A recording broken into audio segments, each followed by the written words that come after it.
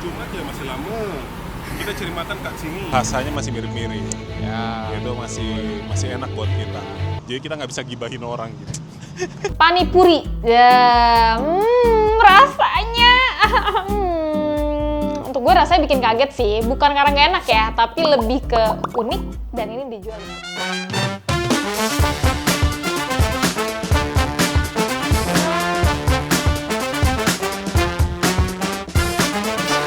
Gak afdol kalau ke Malaysia kalau kita belum menjelajah kota Kuala Lumpur. Apakah yang ku berikan? Tanda aku sedang. Hal pertama yang kami notice setelah sampai di KL adalah mereka punya keberagaman etnis, yakni Melayu, Chinese, India. Dan beberapa kali gue perhatiin, bisa jadi gue salah ya, mereka itu sering ngobrol pakai bahasa mereka masing-masing. Dan mereka juga kayaknya lebih banyak bergaul dengan sesama etnisnya deh. Bener gak ya? Gue juga notice, tapi bahasa resminya Malaysia itu bahasa Melayu, Kak. Meskipun emang banyak warlock di sana sehari-harinya pakai bahasa Inggris. Tapi seenggaknya emang kalau di sini tuh bahasanya masih mirip-mirip. Ya. Itu masih enak buat kita. Jadi kita nggak bisa gibahin orang gitu. Itu masalahnya. Tapi ya harus bisa bahasa Inggris sedikit-sedikit. Karena nggak semuanya kayaknya paham bahasa Indonesia juga. Betul, Bang. Yap, tapi itu juga yang membuat gue takut sulit berkomunikasi dengan warga lokal. Karena gue nggak fasih dengan kosakata Melayu Malaysia dan bahasa Inggris gue juga biasa aja. Gue nonton Upin Ipin aja ya, butuh translate. Sholat Jumat ya masih lama. Kita cari makan kat sini. Emang Malaysia gitu ya? Kayaknya nggak gitu deh. Hari ini kita OTW ke sholat Jumat. Jujur, cuman cuma gue yang pakai baju muslim guys. Ini mau sholat Jumat, lo kalau di Jakarta udah pada ngalungin sejadah bro.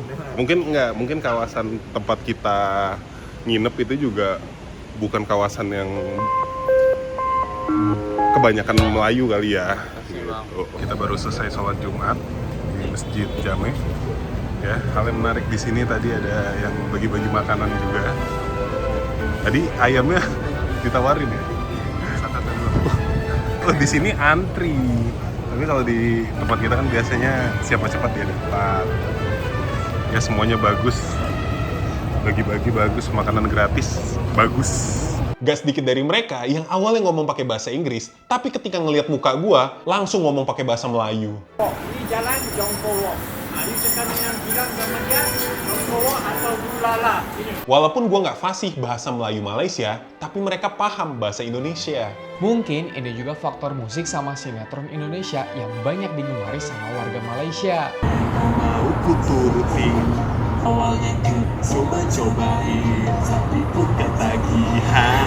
Ada yang bilang kalau warga Chinese dan India di sana nggak fasih bahasa Melayu dan lebih senang ngobrol pakai bahasa Inggris. Cuma yang kami temuin sih fasih-fasih aja kok. Gua pun sampai nanya ke warga lokal, kalau ngobrol sama orang Malaysia tuh ngobrolnya pakai bahasa apa ya? Warga lokal itu menjawab dengan semangat, pakai bahasa Melayu. Siapapun yang sudah menjadi warga Malaysia harus paham bahasa Melayu. Gue ngeliat Malaysia itu kayak apa ya?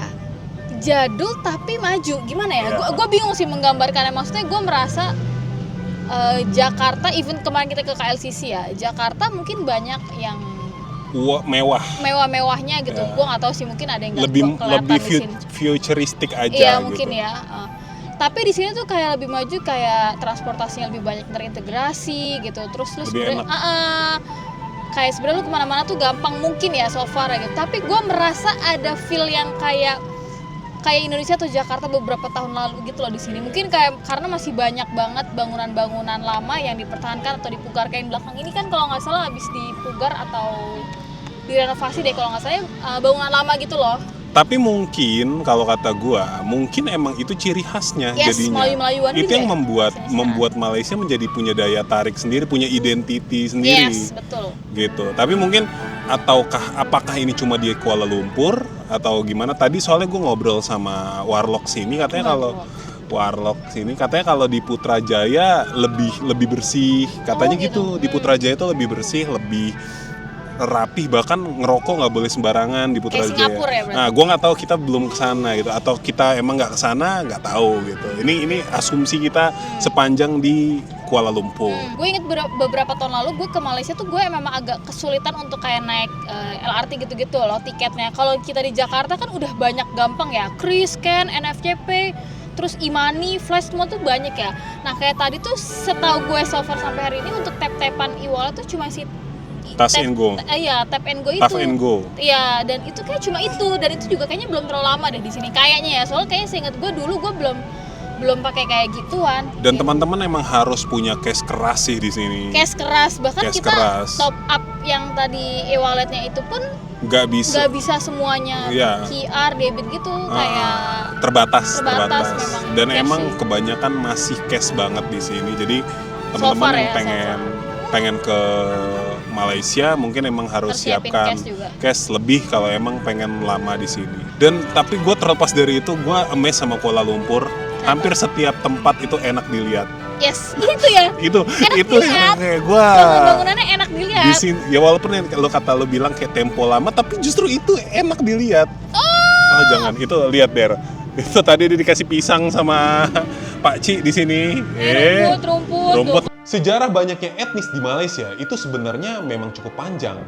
Selat Malaka pada abad ke-15 menjadi jalur sutra yang menjadi pertemuan 3 etnis, yakni Melayu, Chinese, dan India. Ditambah lagi, era kolonialisme pemerintahan Inggris waktu itu, industri karet dan tambang sedang tinggi. Pemerintah Inggris saat itu butuh pekerja tambahan. Mereka mendatangkan pekerja dari India untuk bekerja di perkebunan karet, dan Chinese di sektor tambang. Hingga Malaysia merdeka, di kawasan semenanjung Malaysia, etnis Melayu ada 50%, sisanya ada ras Chinese dan India. Jadi nggak heran ketika Malaysia merdeka itu lebih diversity dengan banyak etnis. Ada saja. Kuala Lumpur buat gua kota yang maju ya. Sebagai turis, gue nyaman liburan ke sini. Apalagi transportasinya, mulai dari LRT, MRT, monorail, bis itu lebih terintegrasi, khususnya apabila kita bandingkan dengan Jakarta.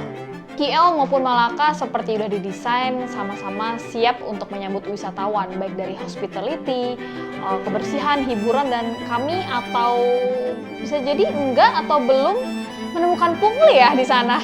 Der, nggak ada tukang parkir Der, kan basah ini. Karena menjadi kota yang nyaman untuk wisata, kota ini membuat gue lebih merasa gampang menemukan banyak etnis. Gak hanya Melayu, Chinese, dan India. Bahkan etnis lain dari mancanegara, seperti Korea, Eropa, itu lebih mudah ditemui. Sebagai penutup, nggak afdol rasanya kalau kami belum jajan makanan setempat ya. Akhirnya kami nyobain salah satu makanan yaitu panipuri. Ya, rasanya... Untuk gue rasanya bikin kaget sih, bukan karena nggak enak ya, tapi lebih ke unik, dan ini dijual di sekitar hotel kami.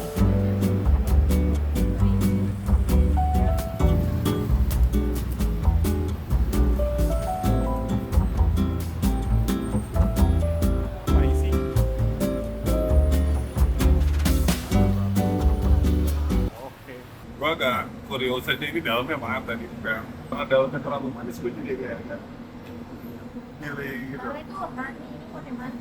Oh. Dia bilang tadi saus honey gitu kan. Oh iya. Nanti gue coba yang biasa. Sekarang coba yang pedas.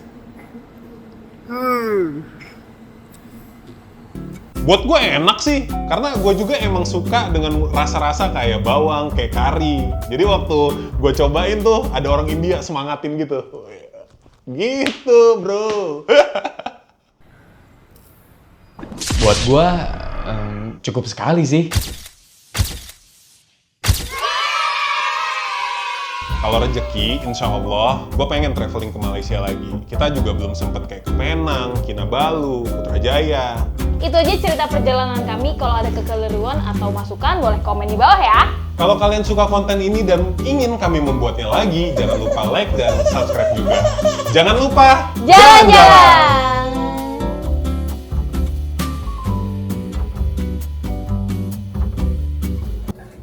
Ajak-ajak gue lagi, Bang.